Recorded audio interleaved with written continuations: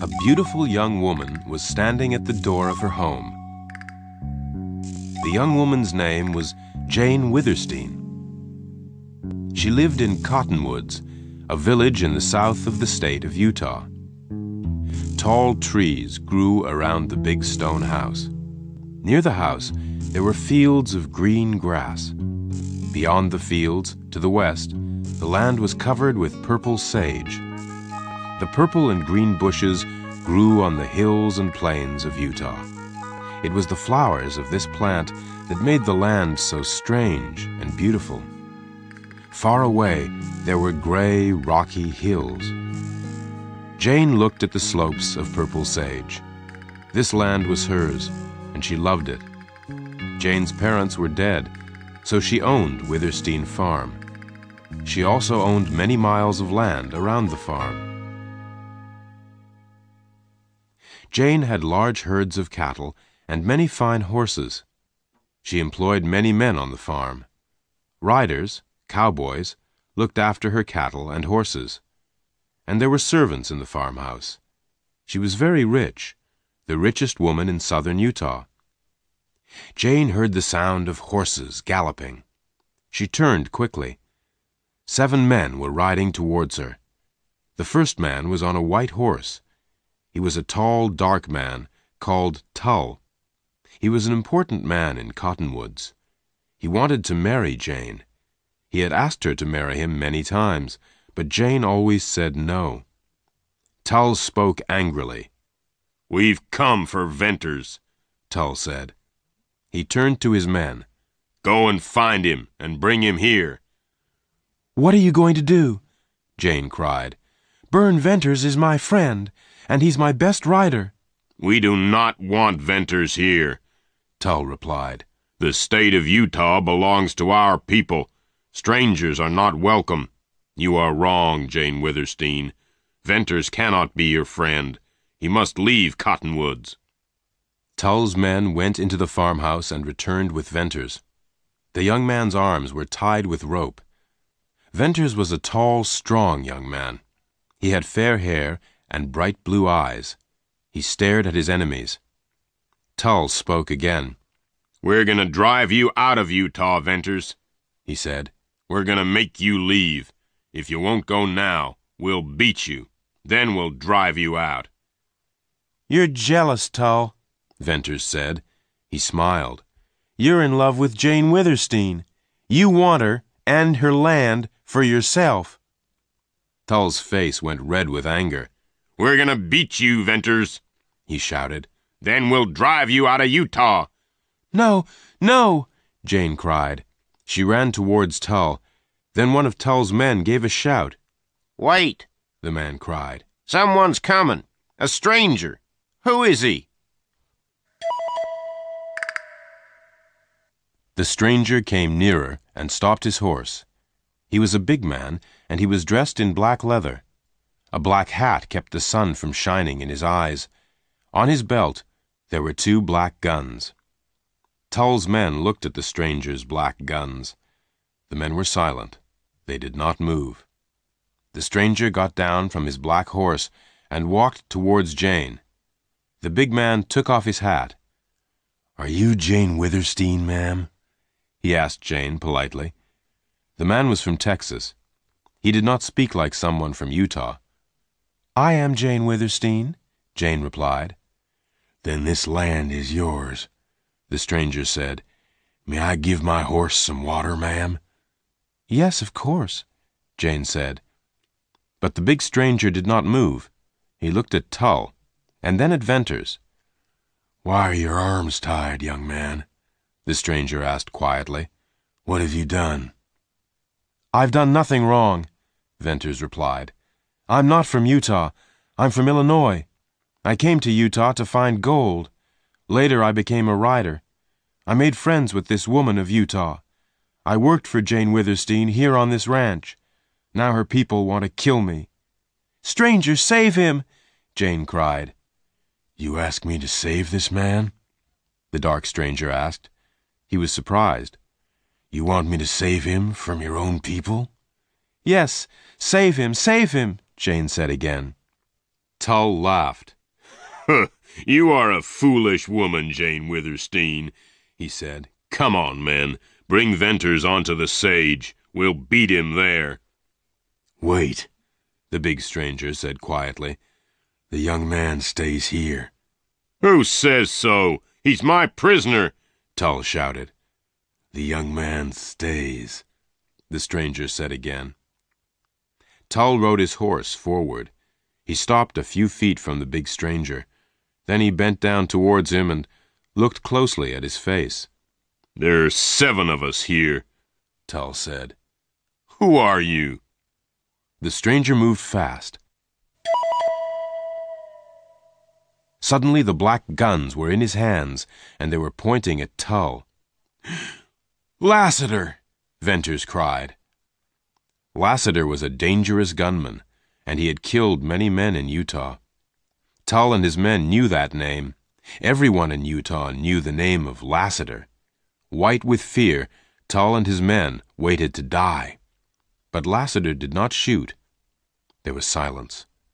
Then Tull and his men turned their horses. They rode away without speaking. Jane ran up to Lassiter. There were tears in her beautiful eyes. I have heard the name Lassiter, she said. You are a famous fighter. You have killed many of my people. I thought you were my people's enemy, but you have helped me. Why? I do not hate the women of Utah, Lassiter replied, but I hate the men of Utah. Why? Asked Jane. 12 years ago, a girl was stolen from her husband, Lassiter said. A man from Utah, one of your people, took her. The girl's name was Millie Earn. She lived in Texas. I came to Utah to find Millie Earn, Lassiter went on. For many years I searched for the man who had taken her. At last I had news of Millie. She had died in Cottonwoods. I have come here to see where she is buried. Millie Earn was my best friend, Jane told Lassiter sadly. I was with her when she died. Millie's grave is on the sage. I will take you there. Thank you, ma'am, Lassiter said.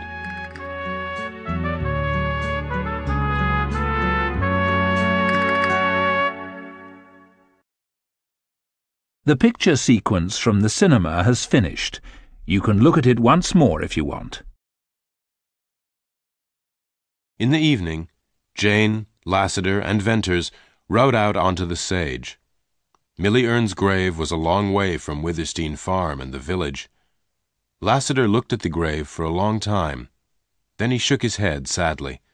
Without speaking, he rode away. Venters turned to Jane. I can't stay in Cottonwoods now, he said. If I stay, I'll have to kill Tull, or he'll kill me. Lassiter lives out on the sage. So must I. But I'll be nearby, Venters went on. I am your friend, Jane, and so is Lassiter. You need friends, Jane. You have many enemies. That night, both Lassiter and Venters slept out on the sage. Venters woke at dawn. He stood up. He could see Lassiter far away. Venters got on his horse and rode towards him. The two men shook hands. They looked across the slopes of purple sage. Utah is a wild place, Lassiter said. The people have many secrets, and strangers are not welcome here. There will be trouble very soon. Yes, you're right, Venters said.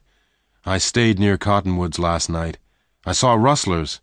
They were Oldring and his men. I know Oldring, Lassiter said quietly, and Oldring knows me. He steals more cattle than any other rustler in Utah.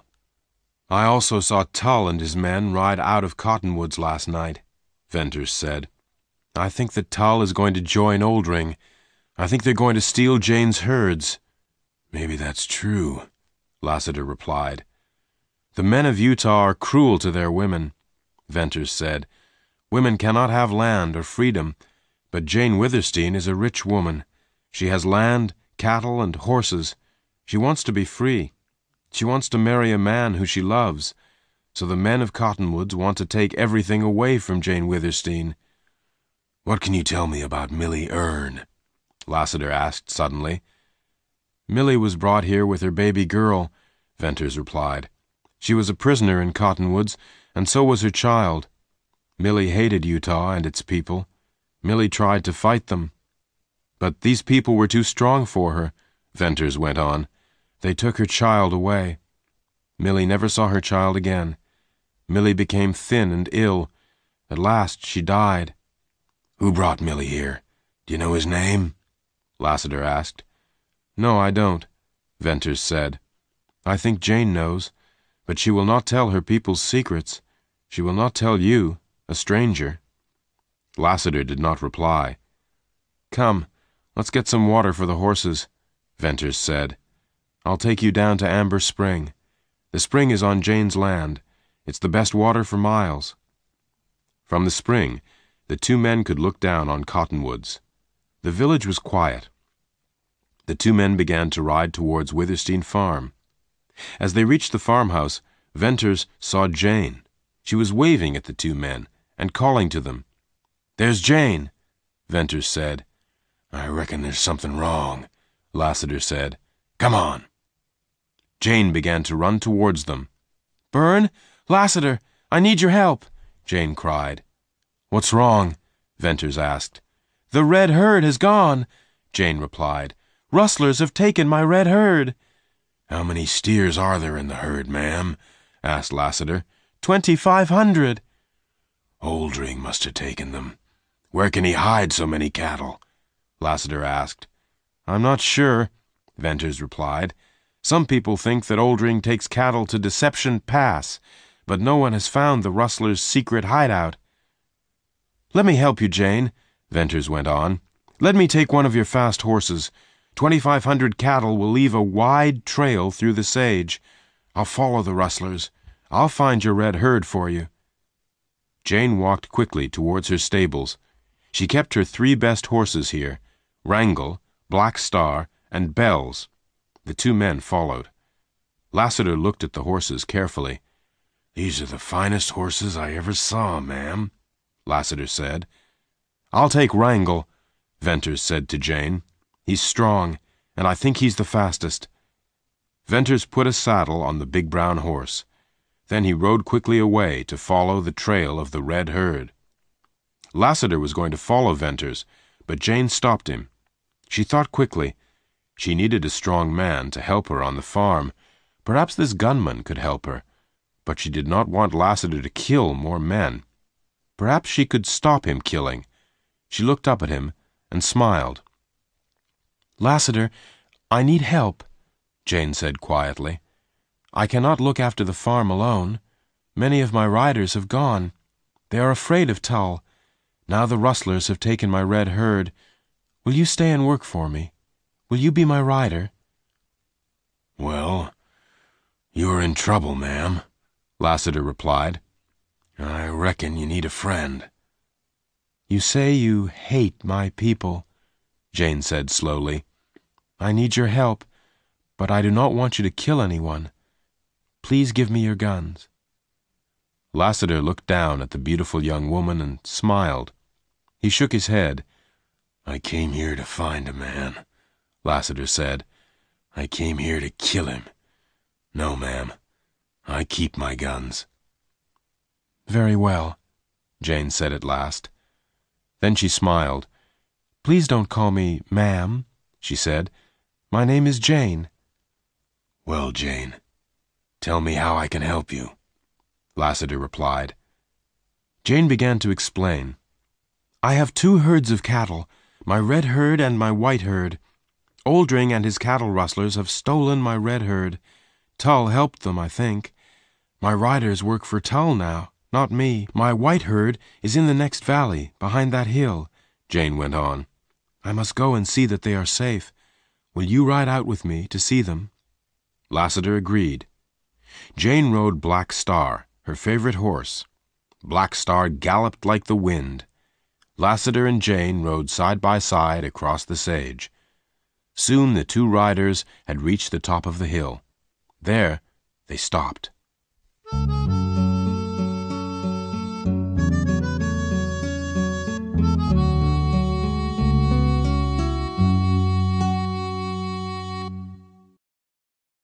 The picture sequence from the cinema has finished. You can look at it once more if you want.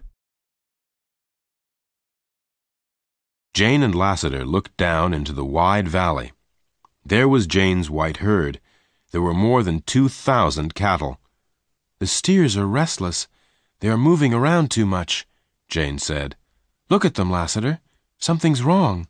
What's the matter? There was a sudden flash of light. The big animals lifted their heads and looked all around. The steers at the front of the herd began to run. They ran first one way and then another. There are people on the far hill, Lassiter said quietly. They're holding a white sheet. Why? Jane asked. They're using the bright cloth to frighten the cattle. They're using it as a mirror to catch the light of the sun, Lassiter replied. Lassiter looked down at the restless herd. More and more steers began to run as he watched. Look, Lassiter said. The steers at the front are going down the valley, and the rest of the herd is following. It's a stampede. Oh, Lassiter, Jane cried. The herd is going towards the canyon. They'll fall over the edge. They'll all be killed. Jane, I think that the herd is going to come towards us, Lassiter said. I reckon it will pass close by us. I think I can stop it. You stay here. I'll ride into the valley. I'll try to turn the leaders of the herd. The stampeding herd was terrified now. The steers in the lead were moving faster. The sound of their hooves on the ground was like thunder. Lassiter made his horse move forward. Then he rode down into the valley, towards the leaders. Lassiter went down towards the herd, faster and faster. Soon he was galloping beside the leading steers. As Jane watched, Lassiter tried to turn the steers. The cattle were terrified. They ran on and on. Their feet were making thick clouds of dust come up from the ground. Lassiter's black horse galloped close beside the leaders. As Lassiter galloped beside the leaders, he tried to make them move over to the left. The black horse moved closer and closer to the steers. Soon the whole herd was turning. The steers were running in a big curve, a half-moon shape. From the top of the hill, Jane watched Lassiter. Lassiter was now driving the two ends of the curve together. The white cattle were running in a big circle, and yellow dust rose high into the air. Jane could hear the cattle calling in fear. She could see them running into each other. Suddenly, Lassiter's black horse reared up in the air. Then it fell to the ground. Lassiter had disappeared into the stampeding herd of cattle. Jane gave a cry. Where was Lassiter? Had he died beneath the hooves of the cattle? Then Jane saw a man. He was running away from the herd. Lassiter was safe. The steers went on crashing into each other. The horns on their heads came together with a terrible noise. The dust rose higher, but the animals were moving more slowly. Then, at last, the huge herd was quiet. There was silence. Jane waited. Lassiter, covered with dust, climbed slowly up the hill. They killed my horse, he whispered. Lassiter, I am sorry, Jane said. Thank you for saving my herd. I will give you one of my best horses. Thank you. I will take one of your horses, Lassiter replied. But let me take Black Star now. Someone stampeded the herd. I'm going after them. They won't trouble you again. No, Lassiter, no. Don't go after them, Jane cried. Please stay in Cottonwoods. Only you can help me keep my farm. My people are afraid of you, Lassiter, but promise me you won't kill anyone. I cannot promise you that, Jane, Lassiter replied. Remember Millie Earn. One man must die because of the death of Millie. But I will stay in Cottonwoods. I will help you. You cannot fight alone. Then will you be my friend and my rider, Lassiter? Jane asked softly. I reckon so, Lassiter replied.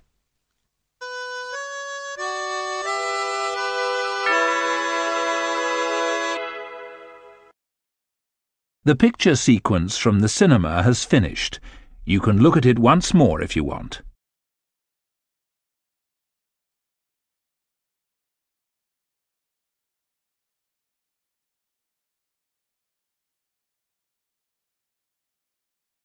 Venters followed the trail of the red herd. He rode for miles and miles. Wrangel galloped quickly over the purple sage. By afternoon, Venters reached a wide valley. There were high walls of rock on either side. The walls kept out the sun, and shadows made the valley dark.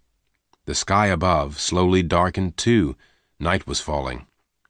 Venters was now near Deception Pass.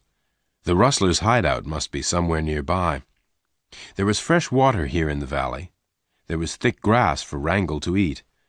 Venters decided to stop for the night. He did not make a fire and cook a meal. He was very tired. He put his blanket on the ground and lay down. Soon he was asleep. Venters woke early. Leading Wrangel by the reins, he walked on through the wide valley. The trees here were tall and very beautiful. After some time, the young man reached a flat, open space. Deep canyons led from it, in all directions. A stream ran through one of these little canyons. Venters followed the stream. The walls of rock were very close now. The narrow canyon twisted and turned.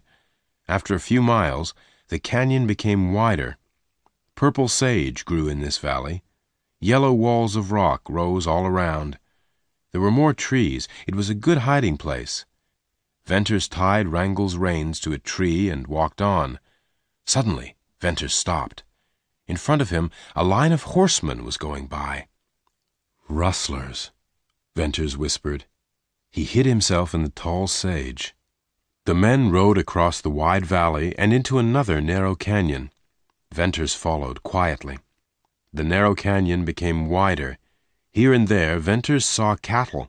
Many of them were red. This is the trail into the rustlers' hideout, Venters thought. Then he heard a strange roaring sound. He stopped and listened. It was the sound of falling water. At the end of the canyon was a huge wall of water. There was no way out, but the rustlers did not stop.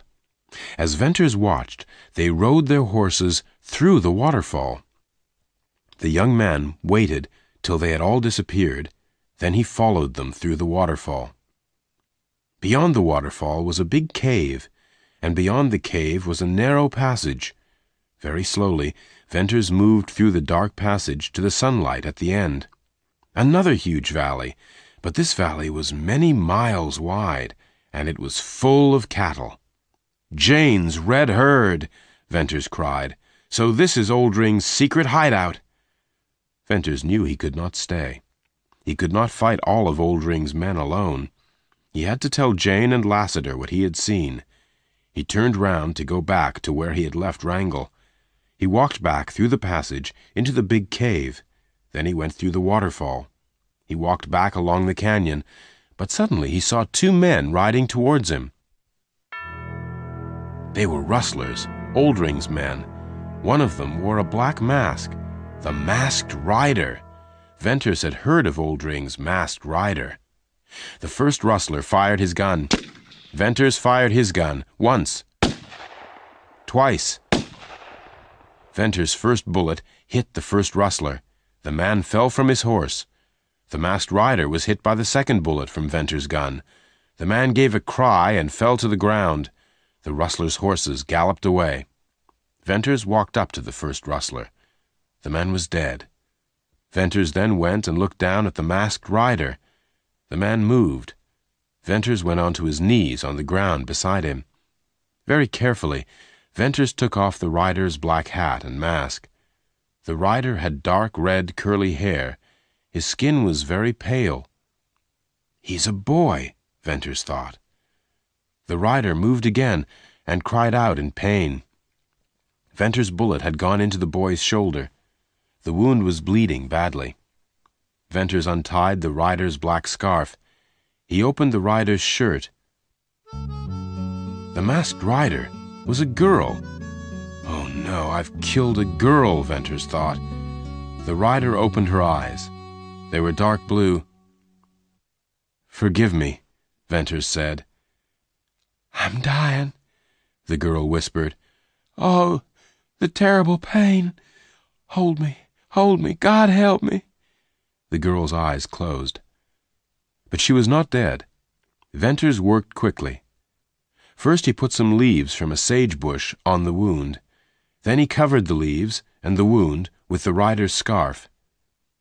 Venters gently picked up the girl in his arms. Very slowly he walked back to Wrangell. Venters put the girl on the ground beside the horse. Night was falling. The walls of rock were dark. Venters sat by the girl, waiting for her to die. Soon stars appeared in the black sky. How does a woman become a rustler? Venters asked himself. Why did she ride with Oldring's men? I cannot understand it. Hours passed. The dark sky got lighter, and the stars disappeared. She'll die at dawn, Venters thought. But when the daylight came, the girl was alive. At last the girl's eyes opened. Who are you? She asked Venters. I'm the man who shot you. Are you gonna kill me? The girl asked.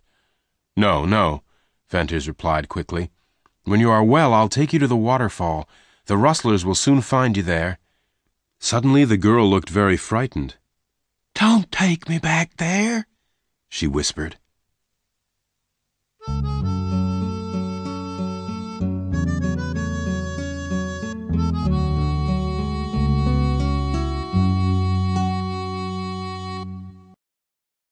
The picture sequence from the cinema has finished. You can look at it once more if you want. Venters looked at the beautiful girl.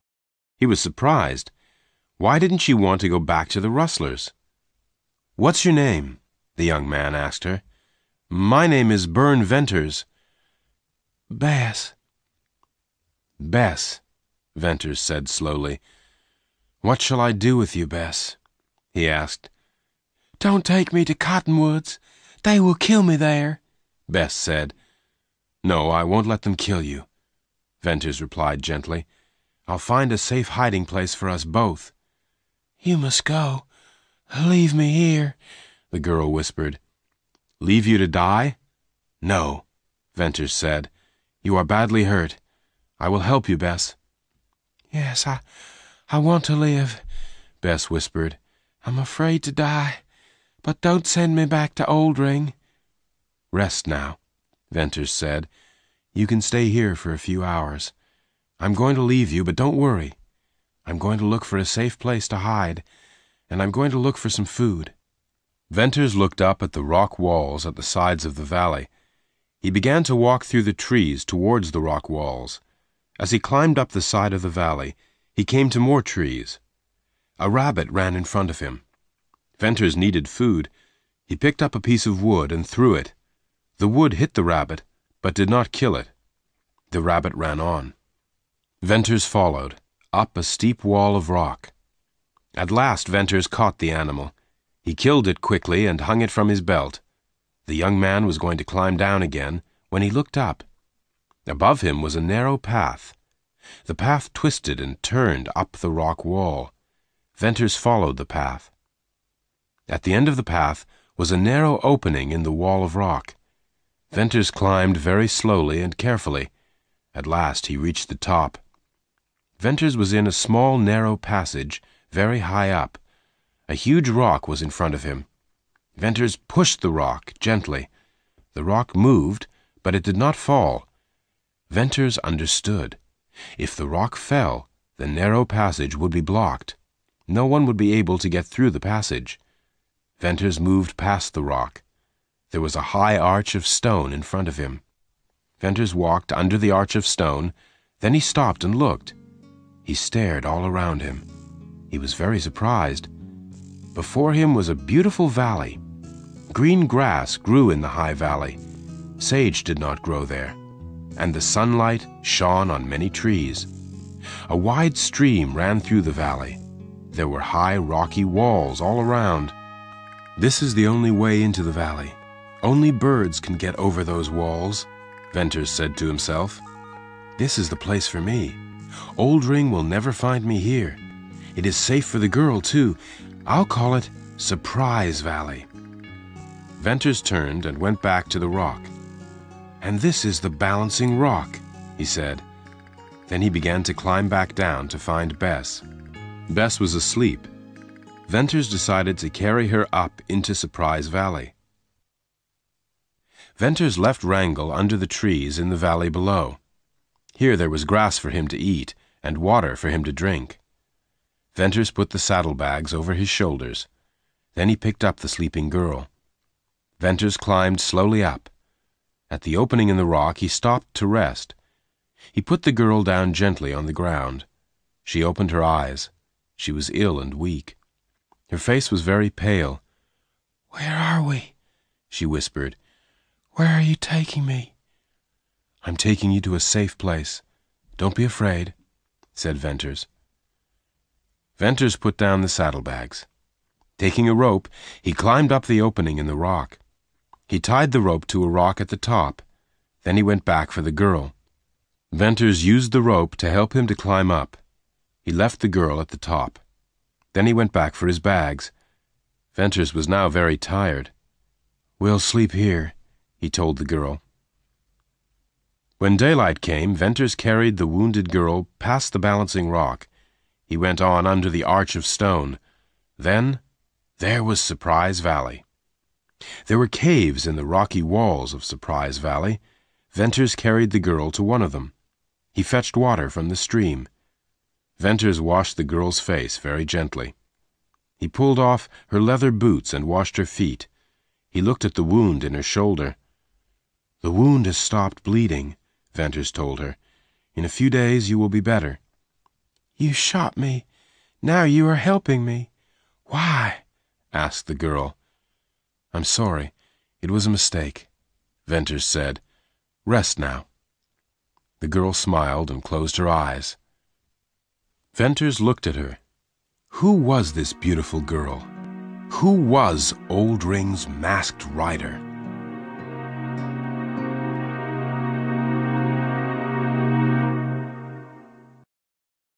The picture sequence from the cinema has finished.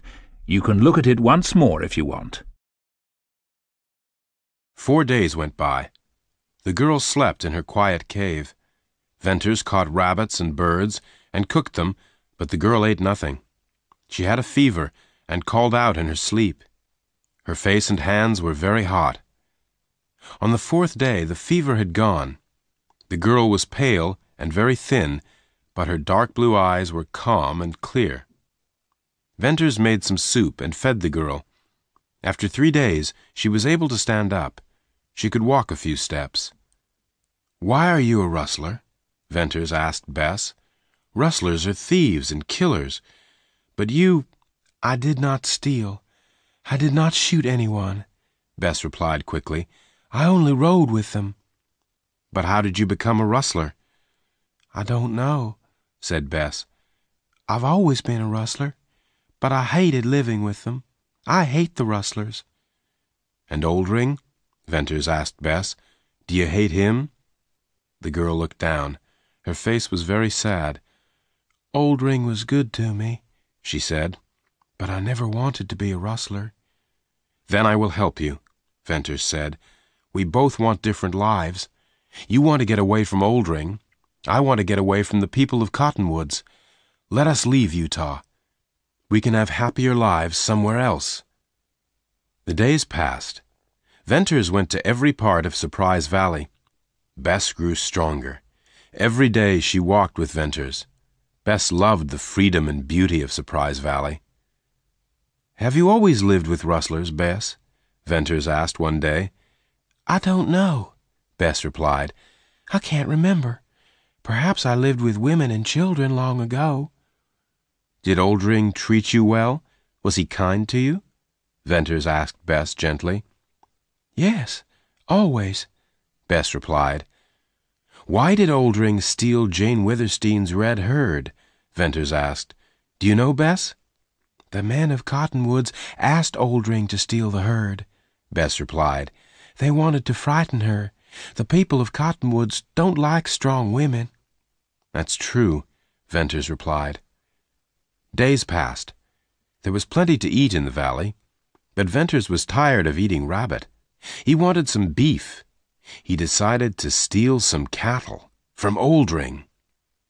Every night that week, Venters left Surprise Valley. He went to Oldring's hideout. Each time, he brought back a small steer. He hid the cattle at the end of Surprise Valley. It was very hard work carrying the steers up to the valley, but Venters was young and strong. Bess never heard him go. She was asleep in her cave. She heard nothing. On the last night, Venters killed a steer. He brought the meat back to the caves. In the morning, Bess came out of her cave. Venters smiled at her. "Would you like some beef to eat?" Venters asked. "Yes, but there are no cattle in this valley," replied Bess. "What about this?" Venters said. He pointed to a piece of beef. "And come and look." Venters took her to the end of the valley. "Cattle!" Bess cried. "Where did they come from?" "From Oldring. I stole them," Venters replied. "You went to the rustler's hideout?" Bess asked in horror. "When did you go?" "At night. You were asleep," Venters replied. "But the rustlers always watch their herds," Bess said. "And they all have guns. You must never go back." She was angry. "Bess, I promise I won't go there again," Venters said quietly. For the first time, Bern Venters looked closely into the girl's dark blue eyes. She was very gentle and beautiful. "Bess," he said, "I have something to tell you. We can leave here. We can try to get out of Utah. But it will be dangerous. Or we can stay here. What do you want to do, Bess? To go, or to stay here with me?" "To stay," Bess replied. Venters walked away. He looked down into Surprise Valley, their valley. Bess waited for Venters to speak again. "If we are going to stay, we will need supplies. We need flour, coffee, and sugar," Venters said. "I must go to Cottonwoods." Will you come back?" Bess asked. "I'll come back in 4 days," Venters told her. "I will come back. I promise." "But you will see old friends. Perhaps a woman," Bess said sadly. "Look at me, Bess," Venters said. "Nothing will stop me coming back, except death." "You are very good to me," Bess said. "I don't know why. I'm lost and nameless, but I do know that for the first time I am a happy woman. Before you go, I want to thank you, and I want to say, I love you."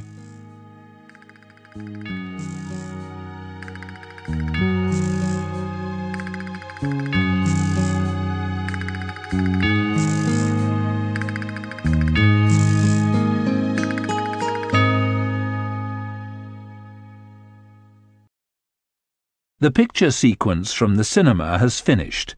You can look at it once more if you want.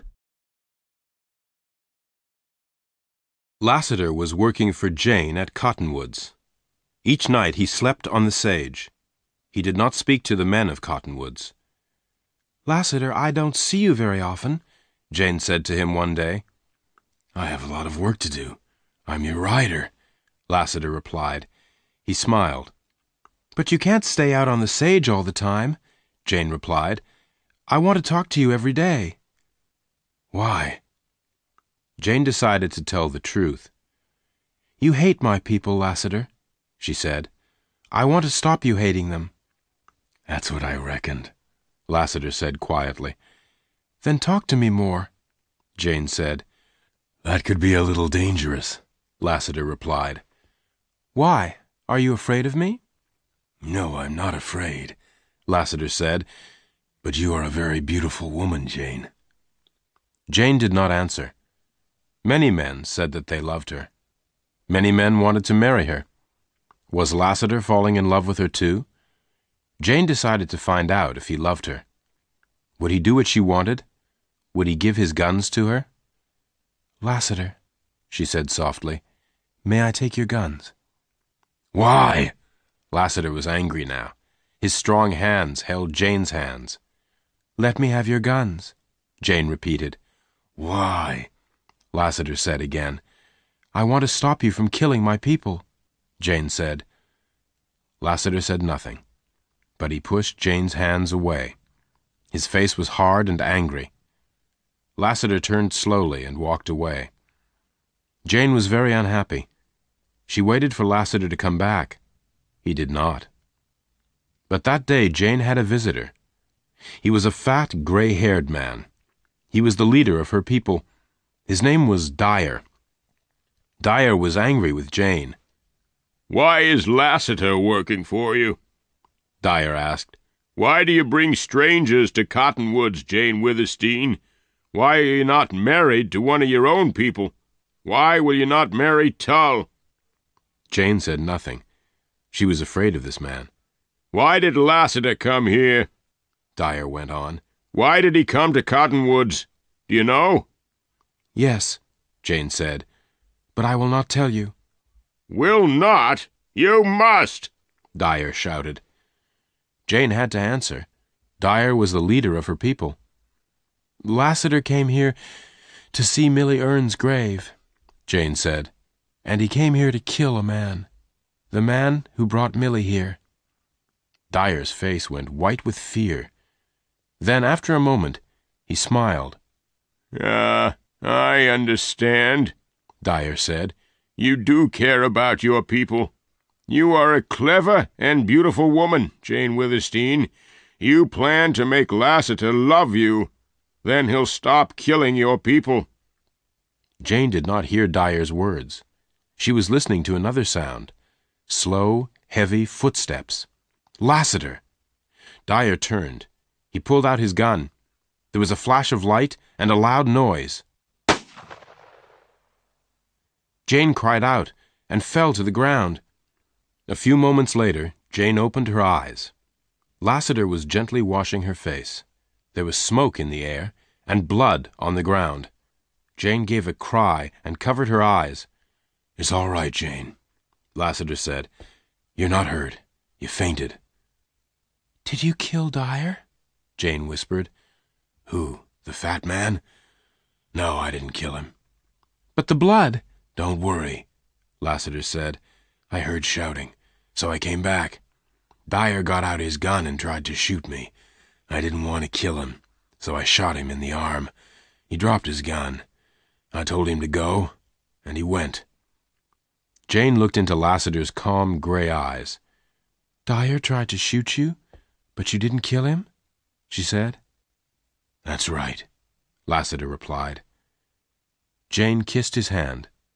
Lassiter turned away quickly. "Don't do that. Don't be cruel, Jane," he said. Lassiter began to walk up and down. "I heard what Dyer said," Lassiter said. "Your friendship's a trick. You pretended that you liked me, but this was to stop me from killing your people." I'm sorry, Lassiter, Jane said. What you say is true. At the beginning I was thinking of myself. I tried to make you care for me. I wanted to stop you killing my people. But now... "Did you?" Lassiter said. "Well, I'll tell you what you did. You made me love you, Jane." Lassiter, Jane cried. "I have something to tell you, Jane," Lassiter said. "Millie Earn was my sister, and I loved her. Then I met you. Now I love you, too."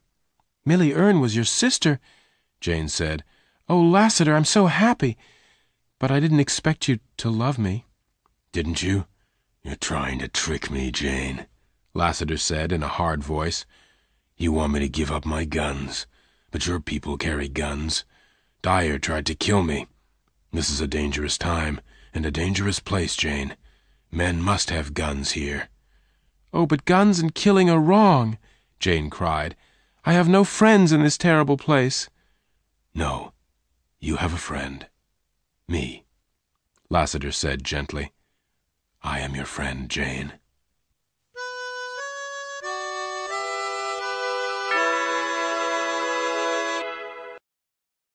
The picture sequence from the cinema has finished. You can look at it once more if you want. The hot summer days went by, and Lassiter stayed at Cottonwoods. Jane Withersteen had more enemies now. More of her cattle were stolen. Jane's servants watched her all the time. They told Dyer everything. Lassiter was Jane's only friend. It was August, and it was very hot. The trees around Cottonwoods were still. There was no wind. Jane was standing outside her house. She was sad and worried. Suddenly there was a sharp sound. A shot. Jane went pale. Was someone shooting at Lassiter? Jane listened. Then at last she heard Lassiter's slow footsteps. Lassiter came nearer. He took off his black hat. He had a scarf round his head. The scarf was wet with blood. "Lassiter, what's the matter?" Jane cried. "Are you badly wounded?"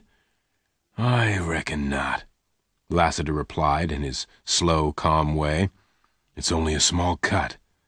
"Oh, Lassiter," Jane said, "it's dangerous for you here. You must leave Cottonwoods." "And leave you alone, Jane?" Lassiter said. "No, I said I would help you. I'll stay." Jane was pleased. She was afraid of her own people. Tull and Dyer were against her, and she knew they hated Lassiter. "Let me wash that cut," Jane said. Lassiter held up his hand. "Listen," he said. "I can hear a horse coming." Lassiter turned. His hands were on his guns. Jane listened. "That's Wrangle, the horse I gave Venters. Don't shoot!" she cried. Jane and Lassiter watched the huge horse galloping through the trees. It came up to the house and stopped. Jane stared at the rider. He had long fair hair and a beard. Then Jane gave a cry. "Burn Venters!" "Jane, it's good to see you," Venters said. "Yes, it's me." "Hello, Lassiter." Jane and Lassiter were staring at Venters. Venters laughed. "I've changed," he said. "But so have you, Jane. You look pale and tired. And someone's shot at you, Lassiter. I was shot at, too, out there on the sage. What's happening here?" Jane told him everything. Venters looked at Lassiter. "Why didn't you kill Dyer?" he asked. "I didn't want any more trouble for Jane," Lassiter said quietly. Jane turned away and smiled. "Well, Jane," Venters said, "I found your red herd, but you won't get it back. Tull is working with Oldring. I'm sure of that." "I'm going to see Tull," Venters went on. "I'm never coming back here, Jane. I'll tell Tull that. Then perhaps he will leave you alone. If I'm here, it's too dangerous for you."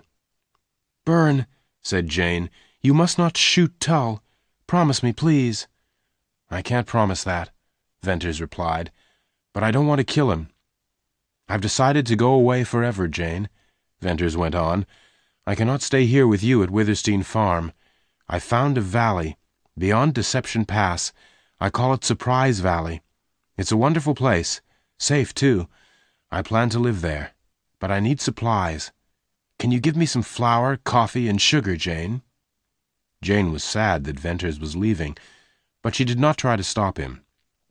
"Take anything you need, Byrne," Jane said. "Food, drink, and clothes, too."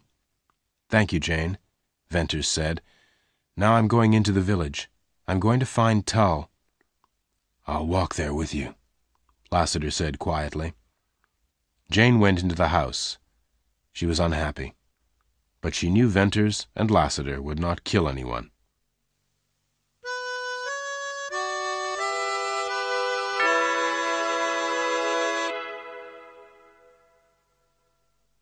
Later, Lassiter returned alone. He saw the fear in Jane's eyes. "Don't worry," Lassiter said. "Venters is safe. He's waiting out on the sage." "Did Byrne find Tull?" Jane asked.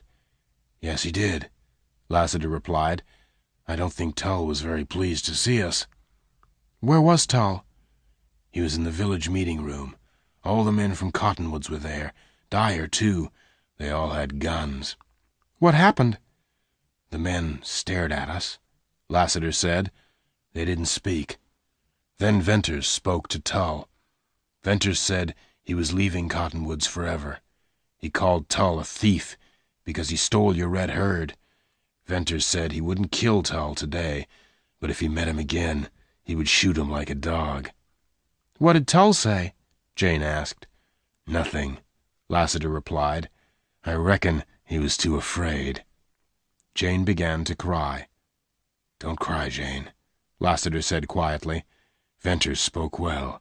He's a good friend, but stay inside the house today. You're safer there.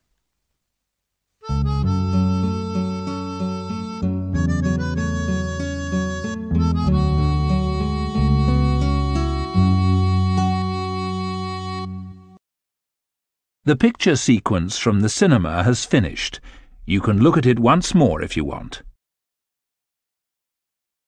That evening, Venters said goodbye to Jane. He rode away on Wrangle. 2 donkeys carried his supplies. Lassiter said he would ride with Venters for a while. Jane sadly watched the 2 men go. Perhaps she would never see Burn Venters again. Darkness came. At last, Jane slept. She woke suddenly. Someone was outside her window. Jane! Jane! Lassiter was calling quietly. Jane opened the window. It's all right, Lassiter told her. Venters got away. He's safe now. I'm going after him, Jane, Lassiter went on. I want to find his secret valley. Venters says no one will be able to follow him there, but I think I can follow his trail. Stay near the house, Jane. You'll be safer there. I'll come back soon. Forget me, Lassiter, Jane said quietly. I've brought you enough trouble. Lassiter smiled. Then he walked away. Dawn came at last. There was no sun. Dark clouds covered the sky. Jane felt frightened and alone. The next day, there was bad news. Jane's white herd was gone, taken by rustlers. Jane heard the news, but she did not care. She wanted Lassiter to return.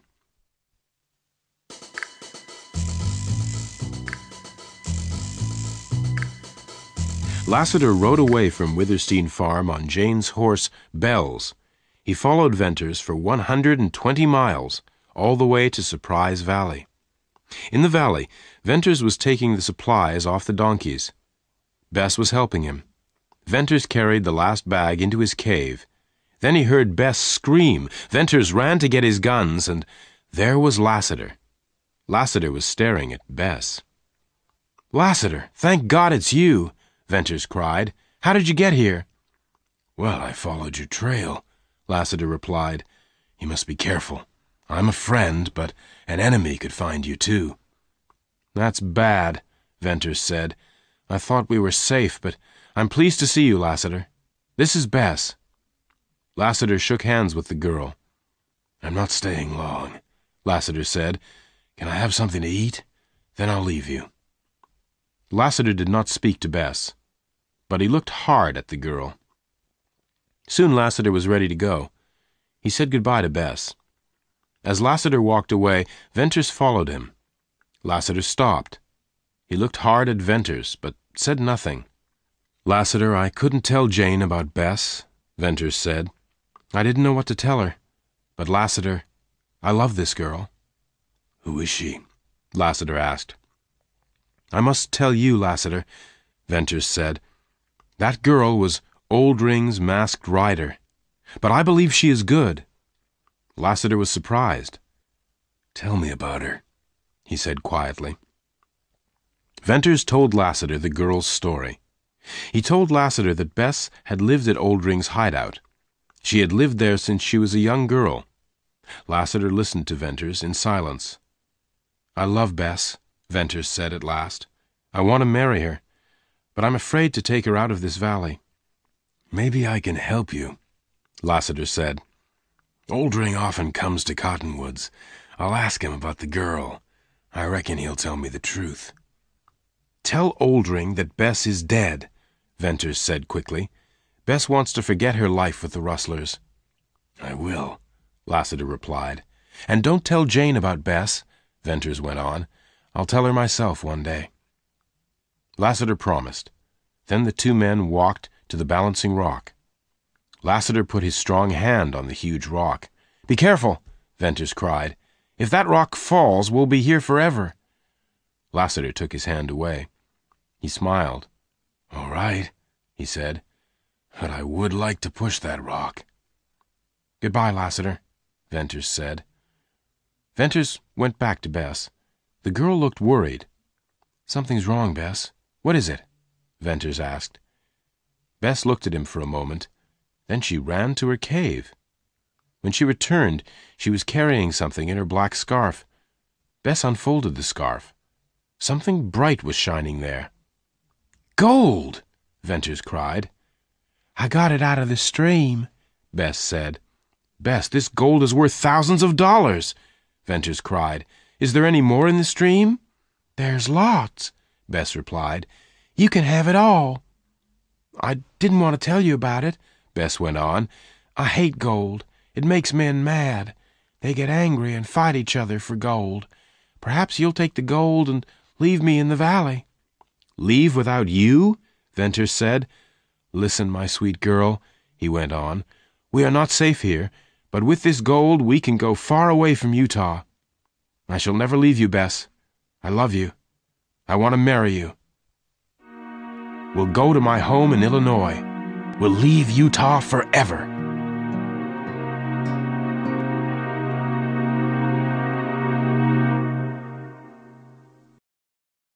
The picture sequence from the cinema has finished. You can look at it once more if you want. Jane Withersteen was very unhappy. Her life had changed forever. She did not know what was going to happen in the future. Now Jane's only friend was Lassiter, the enemy of her people. Lassiter understood why Jane was unhappy. One evening he told Jane his thoughts. "I came here because of a woman, Millie Erne," said Lassiter slowly. "I stayed here because of another woman, you, Jane Withersteen. I have tried to live with your people," Lassiter went on, "but I can't live here any longer. They destroyed Millie Erne, and now they are destroying you, Jane. You were strong, but they have made you weak." "It's true," Jane replied. "I can't fight any more." "What do you mean, Jane? What are you going to do?" Lassiter asked. "I'll go to Dyer," Jane said.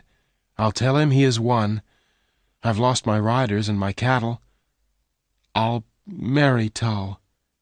Then you can leave me, Lassiter." "Go to Dyer? Marry Tull?" Lassiter said. His face was hard with anger.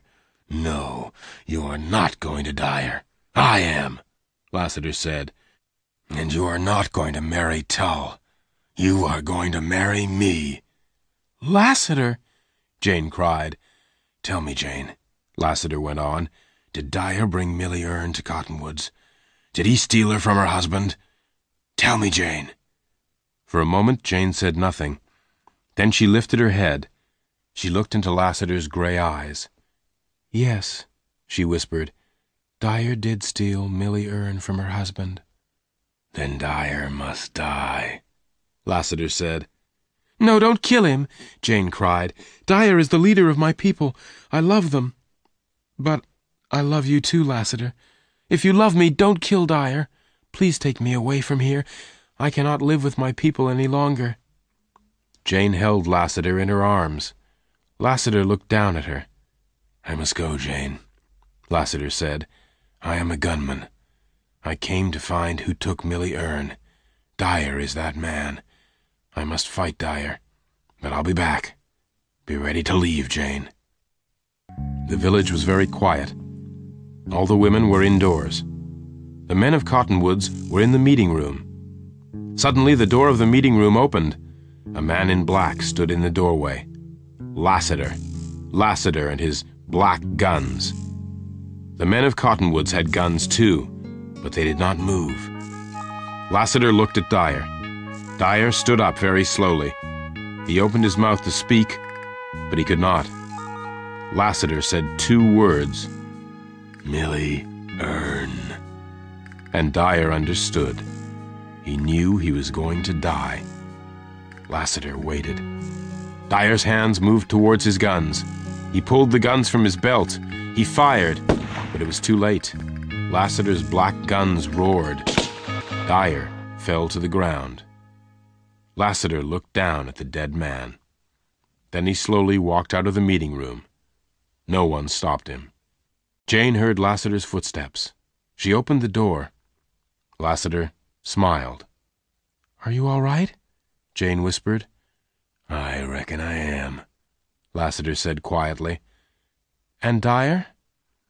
"Dyer will not trouble you or any other woman again," Lassiter said. "Are you ready, Jane?" "Yes," Jane replied. "Take me away, Lassiter. Take me away." Jane and Lassiter got Black Star and Bells, Jane's 2 horses, from the stables. "Ride, Jane Withersteen," Lassiter said. "Ride fast, and don't look back. I'll follow you." So Jane left Withersteen Farm and her land for the last time. The sun was going down as she rode away on Black Star. Jane smelt smoke, but she did not look back. She knew that Lassiter had set fire to Withersteen Farm. In a few minutes Lassiter was by her side. Then Black Star and Bells galloped together across the purple sage.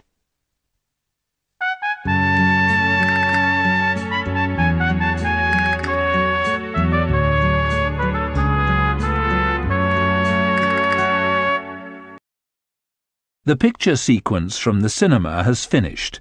You can look at it once more if you want. Venters had been back in Surprise Valley for a few days. He climbed back down to the narrow canyon below Surprise Valley. He wanted to see Wrangel. Was he still safely hidden there? But Wrangel had gone. "I think that the rustlers have our horse," Venters told Bess. "This is bad news. We must leave here at once, before the rustlers find us. We'll take the donkeys. They move slowly, but the tall sage will hide us." Bess was very sad. "I'm sorry to leave our beautiful valley," she said. "I'll always remember our happiness here." They were soon ready to go. Bess and Venters led the donkeys down the steep opening in the rocks. They moved very slowly. Night came, and they rested, but Venters did not sleep. At dawn they went on their way again. At midday, Bess and Venters reached the purple sage. Then suddenly, out of the sage came 2 black horses, and riding them were Jane and Lassiter. "Bern, I am pleased to see you," Jane cried. Then she saw Bess. "I thought you were alone, Bern." "Jane, this young woman is Bess," Lassiter said. "Who's Bess?" Jane asked quickly. "How do you know her, Lassiter?" "This girl was Oldring's masked rider," Lassiter replied. "The masked rider? A girl?" Jane cried. "I don't believe it." "It's true, Jane," Bern replied. "I'm taking Bess away from Utah. I love her, and I'm going to marry her. Wish us good luck, Jane." At first Jane did not answer. Then she smiled. "Good luck, Bern. Good luck, both of you," Jane said. Lassiter took something out of his pocket. It was a locket on a gold chain. He held it out to Bess. "Open the locket, Beth," Lassiter said gently. "Jane, Bern, look at the picture inside the locket," Lassiter went on quietly. "Do you know the woman in the picture?" "It's Millie Erne," Jane said. "Yes, that's Millie," Lassiter replied. "Look at her eyes, Bess. Do you remember those eyes? Have you seen that face before?" "I've seen those eyes in my dreams," Bess whispered. Lassiter put his strong arms round the girl. "Beth," he said gently, "they are your mother's eyes. Millie Erne was your mother. Your name is Elizabeth Erne." "It can't be true," Bess said slowly. "It is true," Lassiter replied. "Long ago, Dyer and your father were enemies. Dyer killed your father, Frank Erne. Frank was my best friend. Then Dyer brought you and your mother to Utah," Lassiter went on. "Millie would not marry Dyer. Dyer was very angry, so he gave you to Oldring.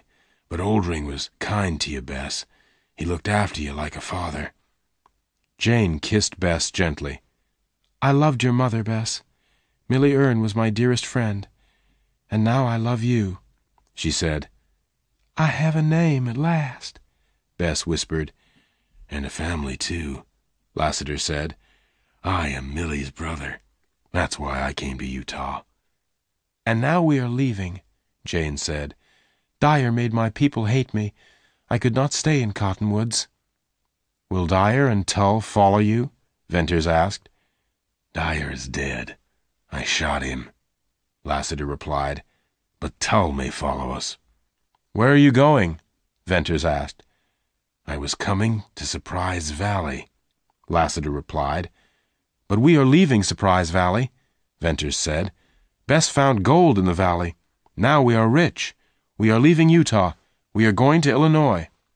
"Tull will be out on the sage, and the rustlers too," Lassiter said. "You will not escape. Those donkeys are not fast enough." "What shall we do, Bess?" Venters asked. "Shall we go or stay?" "Let's go," Bess replied. "Good," Jane said. "You will be free and happy, and you will have a fast ride." "Fast?" Lassiter asked. "Yes," Jane said. "Bern and Bess, I give you my horses, Black Star and Bells. Lassiter and I will take the donkeys." "No," Venters cried. "Tull will catch you easily, and there are rustlers out on the sage." "Listen, Bern," Lassiter said. "Jane is right. You need these horses to get out of Utah. We'll go to Surprise Valley for a while. Now hurry." "Thank you, Jane. You are a good woman," Venters said. "I'll take Bess safely away from Utah. I promise." "If you see Tull, hide in the sage," Lassiter told him. "Then, when he is gone, follow the trail to the north. Black Star and Bells are the fastest horses on the sage." Lassiter turned to Bess. "I found you and lost you at the same time, Bess Hearn," he said. "Goodbye." "Elizabeth, Bess, be happy," Jane said. Bess and Venters got up onto Black Star and Bells. Then they waved as they galloped away. "Goodbye," cried Jane. "Goodbye, Bern and Bess, riders of the purple sage."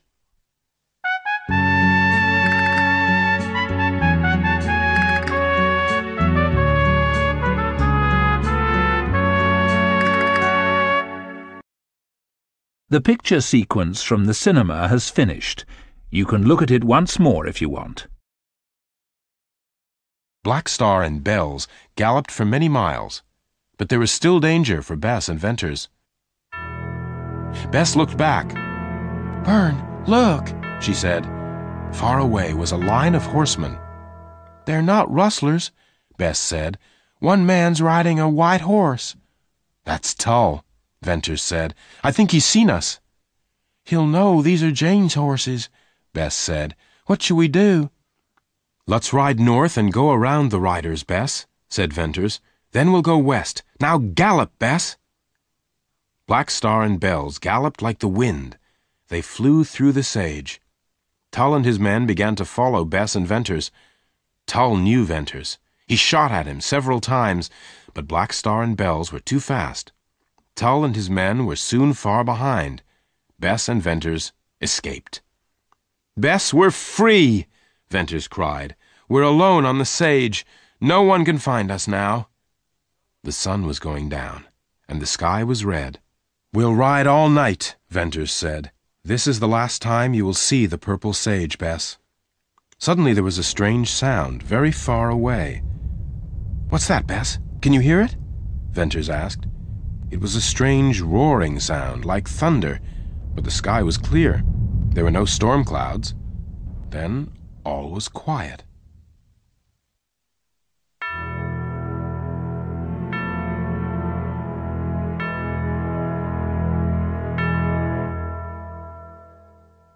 Jane and Lassiter watched Bess and Venters ride away. "They've gone," Lassiter said at last. "They're safe now, but we're not. Come on, Jane."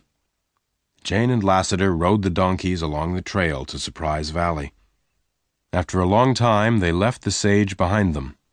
Sometimes they rode through trees. Sometimes they rode between walls of rock.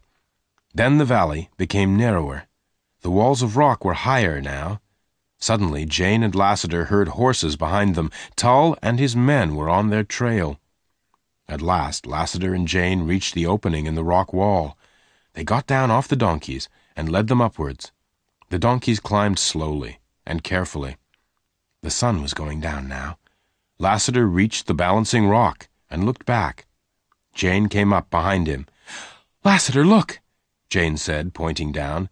"Tull and his men are close behind us." Tull and his men were climbing up the opening in the rock.